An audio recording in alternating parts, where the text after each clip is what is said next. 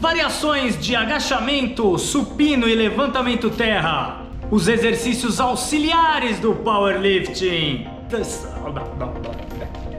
Você já teve alguma aula com especialistas de grátis? Não! Não! Não! Não? Então pega seu shake de arroz com frango e vem com o Fongalifta, ratatatá. Tá! Vinheta!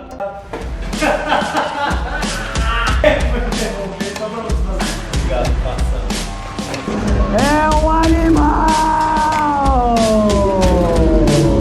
E a barra está pronta, ratatatá! Vem! Fongalifta, o canal da força, ratatatá! Povo do aço, hoje veremos no pó de carro, terra parando no meio, terra deft, sumô e convencional, agachamento parando embaixo e finalização dos 3 movimentos. Agacha com elástico, agacha com corrente e outras variações. Quando, como, por que usá-los? E mais dicas, pitacos para preparação física sobre potência e ativação. Porque afinal, powerlifting ou os levantamentos básicos tem que estar em toda a periodização de qualquer esporte. Tô certo ou tô louco, Alborguete? Eu pergunto. Quando eu falo isso, eu sou louco? Eu sou louco? Não, eu sou louco. Eu tô louco? Não, eu não tô louco. Eu não tô louco.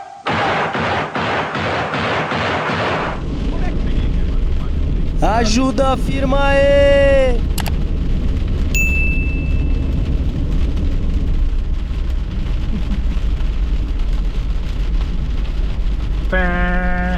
Por que utilizar o terra parando no meio? Não é isso? Sim. Vai, Remi. É o que tá escrito? Remi aqui, pô. Por que utilizar o terra parando no meio? Pra mim, melhora muito a postura, melhora a pegada, se estabiliza, melhora a pegada e dá noção de controle, né? Você tem o controle de velocidade naquela parte mais difícil do movimento, que é saindo dali, né? Você finalizar mais rápido. Quer falar, Fomba? Bom, quando você para, você vai recrutar ainda mais fibras, né? Você vai ter um recrutamento maior. E eu acho que você perde Perde o embalo. É, exatamente, você perde o embalo, né? Você fica inerte de novo e sai como se você estivesse finalizando, porém você já tem o desgaste do início do movimento. R$80? 80. Na verdade é assim, ó. Tudo que vocês falaram tá certo. Mas por que você escolhe uma determinada altura? Normalmente você escolhe para parar na altura onde é o ponto crítico. E aí esse ponto isométrico que você faz, em teoria, propicia um melhor recrutamento muscular naquele ponto onde você tem deficiência. E aí, obviamente, você vai trabalhar com percentuais menores do que você trabalharia se fosse direto. Esse é um ponto. Um outro ponto interessante do terra com pausa é a percepção de trajetória, de que a barra está sempre perto de você, de que ela não está indo para frente, porque às vezes você indo direto até em cima, você não percebe que em algum ponto do movimento ela foi para longe de você. E quando você para, um pouco abaixo do joelho, um pouco acima, rapidamente você já observa se a barra está ficando longe. E essa você conserta. E as repetições subsequentes você já começa a consertar. Porque você começa a notar a dificuldade que é quando ela não está no seu eixo. Exato, e isso pensando na barra. Tá? Óbvio que uma ação dessa de correção vai gerar uma ação muscular diferente. Então, de repente, para trazer a barra para mais perto de você, você vai ter que colocar o joelho um pouco mais para fora, acionar um pouquinho mais o dorsal. Então, tudo isso acaba sendo influência do terra doce. E a altura depende da individualidade de quem está fazendo. Do ponto de deficiência. De onde ele tem mais dificuldade. Exato. E esse ponto de deficiência, ele varia principalmente de acordo com a antropometria da pessoa. Se você pegar um brevilíneo ou um longilíneo, eles têm pontos de deficiência diferentes. terra déficit. Por que utilizar, Reni? Terra déficit melhora a saída do movimento. Melhora a postura também. Porque se conseguir sair daquela postura ali, quando você tiver terra normal, fica mais fácil. Melhora a mobilidade também. Porque só quem já fez e sofreu sabe, né? O quanto melhora a mobilidade. Ó, aqui tem um negócio que é importante, né? Destacar. Quando você faz um terra déficit, você tem objetivos diferentes para clássico e para sumo. Quando você faz o terra déficit clássico e para o sumo, no caso nos dois, isso ajuda muito a melhorar, o atleta a melhorar a percepção de que ele tem que usar a perna para sair no movimento. Se você tem aquele atleta que só puxa a barra no movimento, principalmente acontece muito convencional, aquele cara que faz o convencional de quadril alto e que faz quase um romeno. Aqui, ó, tem um rapaz aqui no carro que essa periodização a gente usou o terra déficit. Já tomou, já. Não foi, não, ele tá começando. Foi o primeiro auxiliar que ele fez de terra na vida. Então ele fez quase mais de um ano de terra, só terra, e agora ele começou a fazer o terra auxiliar. Por quê? Porque ele fazia com o quadril muito alto e ele fazia um terra muito, vamos dizer, muito pull e pouco push. Porque você tem que empurrar o chão também no terra. Você tem que empurrar o chão e puxar a barra. E quando você coloca o cara em déficit, tanto para o sumô quanto para o clássico, você acaba por desenvolver isso. Parênteses, no terra clássico, quando você está em déficit, você melhora também a manutenção de postura no agachamento. Isso se você fizer o movimento de quadril e barra bem simultâneo. Se for aquele movimento com o quadril escapando, não serviu para nada em relação ao agachamento. Quadril escapando é quando o joelho estende antes do antes do da barra sair do chão. O joelho começa a extensão. Então, tem que fazer a extensão bem simultânea. Então, para alunos, atletas que já começam o movimento e sempre tendem a fazer mais o stiff, esse seria um dos principais auxiliares? É um bom auxiliar. Mas assim, se o cara é muito iniciante, ele pode aprender isso fazendo terra. Fazendo uma excêntrica controlada, flexionando o joelho quando a barra passar abaixo da linha do joelho. Você consegue corrigir isso. E o terra déficit acaba por ser uma estratégia de intermediário para frente. Meu ver, o iniciante não tem que fazer. Porque muitas vezes o iniciante ele não tem manutenção de postura na altura normal. Como é que ele vai ter em déficit? Ele teria que ter uma excelente mobilidade. Já precisa de mais mobilidade. No sumô principalmente.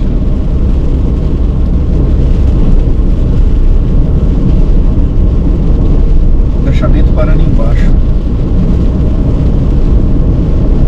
Remi, quer falar? Pra que serve um agacho com stop? Melhora a respiração. Você controla, melhora a respiração embaixo. Você tem que manter o ar, né? Bloqueado embaixo. Depois que eu fazia isso, poderia soltar o ar embaixo, mas aí Você soltava o ar e abaixava a cabeça. sim. Então isso melhora muito e você aprende também a sair com o tórax primeiro, né? Não com o quadril. Essa é uma coisa que eu fazia também. Tem gente que defende que não precisa, né? Sair com o tórax primeiro. Aí a hora que chega na carga máxima vira uma lambança. Sim. Você aumenta muito o tamanho da alavanca. É uma besteira. Você vai ter que fazer um bom dia com a sua carga máxima. Então, um dos motivos do agacho com pausa é isso. Corrigir o drive do tórax, né? Fazer o tórax e a barra subir junto, sem adiantar o quadril. Outro motivo é o desenvolvimento do core lá embaixo. Interessante pra caramba. E quando você está embaixo no agachamento com pausa, principalmente nas primeiras cargas, você sentir se a distribuição de peso está igual nos dois pés, não só no sentido de equilíbrio bilateral, mas também na parte antero-posterior, se você está bem equilibrado no pé, não só na ponta do pé, ou não só no calcanhar. Manutenção da respiração, como o Remi falou, é muito importante, manutenção da postura, da coluna torácica, né? E uma coisa que acontece muito é você ter a percepção de como você pode usar suas alavancas no terra com pausa, no agachamento com pausa. Então, tem muito atleta que descobre no movimento, treinando isso, que ele consegue usar melhor o punho para finalizar o agachamento, que ele consegue utilizar melhor o cotovelo para finalizar o agachamento, que ele consegue utilizar melhor o externo, o osso externo para finalizar o agachamento. Alcançar sincronia, né? De usar, que é o que o Remy falou, né? De subir o tórax na oração. E para outros esportes, para atletas de outros esportes, você acha que você recruta mais unidades motoras? Sem carregar tanta carga? Que esporte? Quando você vai fazer, por exemplo, um treino de potência, onde você vai fazer o atleta... Não. O treino de potência depende necessariamente de um ciclo alongamento e encurtamento. Então o melhor agachamento que pode ter é você utilizando esse ciclo. Quando você faz o agachamento com pausa, você não tem ciclo alongamento e encurtamento. Mas você tem bastante recrutamento de unidades motoras. E se você fizer um ciclo alongamento e encurtamento, um agachamento normal, mais você pesado, consegue movimentar mais carga. É muito mais específico. O agachamento com pausa, inclusive para powerlifter, tem que tomar cuidado para não fazer mais com pausa do que sem pausa e acabar por prejudicar o processo de treinamento.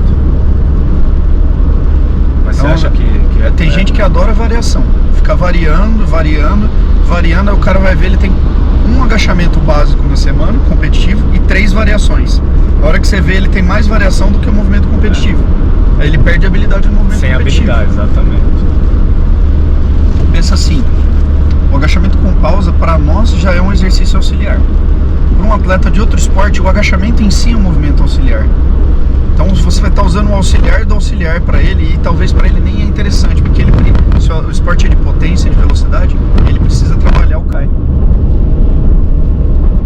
Faz sentido? Ajuda, firma aí! Finalização é ST. De supino e de terra. Agacho, supino e terra. AST. O que é isso? Os treinos de finalização, né? Então, mas o que você considera, o que você quer dizer? Se vale a pena treinar finalização? Quando usar esses treinos? Cara, porque se você for ver, eu tô pegando todos os treinos, a maior parte dos auxiliares que a gente faz. Os auxiliares de finalização, eles têm muita relação com o powerlifting equipado. No powerlifting hall, na maioria dos casos, não todos, o atleta tem mais dificuldade no início do movimento, da concêntrica, do que no final, na maioria dos casos. E aí você, no powerlifting equipado, está muito mais na finalização. Você tem mais dificuldade de finalizar um agacho equipado, mais dificuldade de finalizar o supino, mais dificuldade de finalizar o terra.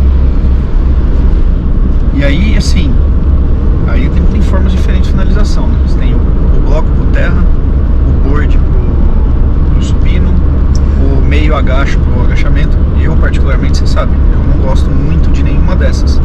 Eu uso a ferramenta muitas vezes que o atleta tem, né? Mas eu prefiro usar corrente, elástico, qual você tem o percurso movimento completo. E aí você tem uma variação da curva de força dentro do movimento, uma correção da curva de força dentro do movimento, tá? E quando usar isso, eu gosto de usar bastante no período específico, e quando faltar 3 semanas, já começa a tirar. Já tira, na verdade. Quando faltar 4 semanas, começa a tirar. Quando faltar 3 semanas, tira por completo. Tá, e esse tipo de treino, você acha que dá pra usar independente do atleta, ou mais para atletas que têm realmente essa dificuldade em finalização? Mais para atleta que tem dificuldade de finalização. Se o atleta não tem por que usar. Pra mim, eu acho que esse é o pano dessa questão. Tá, tem um outro princípio, tá? Que, por exemplo, o Ivanov gosta muito de usar o terra do bloco alto como uma intenção de utilizar de estimular o sistema nervoso central a já movimentar cargas maiores, entendeu? Então ele usa no fim, até no fim do período geral, no início do período especial, ele usa você fazer terra de 10 centímetros com 120%. Seria quase o mesmo princípio da sustentação. Mais ou menos o mesmo princípio da sustentação no supino ou no agachamento. Eu particularmente acho que isso gera um desgaste precoce no SNC em período geral. A hora que você precisa começar a ficar rápido no movimento completo, isso pode comprometer. Estou falando por experiência própria, que eu fiz comigo, fiz com outros atletas, e eu vi que depois de um treino desse, eu fiquei algumas semanas pagando o boleto de velocidade no movimento principal. pode até alternar, semana sim, semana não. Semana sim, 2 não. Mas é importante Porque você tem falar um desgaste. isso, porque esse desgaste que às vezes você acha que não é tão grande, É grande. ele pode ele pode vir depois com juros e correção. Essa semana o Scott University postou o vídeo de sustentação da Jennifer Thompson. Do supino, exatamente. Mas se eu não me engano, ela até fala que é uma vez a cada 2 semanas. E é RAW. Não é o equipado. Então você fazer uma sustentação numa carga acima do... já considerando um carryover de material, é grande. Então você faz uma conta assim, o cara agacha com 300 RAW e agacha com 380 equipado. Só dele agachar equipado já é sustentação pro RAW. 20%, mais de 20%. Se ele vai fazer uma sustentação, considerar que seja 120%, você vai colocar aí mais 70 quilos. O cara vai fazer uma sustentação 450 de agachamento. Cara, um nível de compressão vertebral interessante. Core da overtrain. Não, um nível de, e um nível de sobrecarga do SNC é interessante também. Então, assim, seu corpo vai recusar compressão por alguns treinos. Você tem que ter isso em mente. O quanto isso gera de relação com os benefícios depois dos movimentos principais. Porque às vezes você tira a gasolina de um treino bom. Você vai debilitar tanto no principal. Exato. Você vai tirar a gasolina de um treino bom. Eu usei sustentação no supino RAW em 2019 e eu gostei do resultado. Com supino RAW. Mas no equipado eu já... O meu jogo de teorias não me permitiu usar. Falei assim, ó, isso aqui não é... Agacha com corrente, você entra... Você perguntou aqui, agacha com corrente, você entra no treino de finalização. Mas ele tem a intenção também de trabalho de core durante a caminhada, né? Isso dificulta bastante. E depois também a correção de curva de força. Não esqueça de pedir vídeos e esclarecer dúvidas. Então, vai nos comentários, dá um rodo duplo e ajuda a firma aí!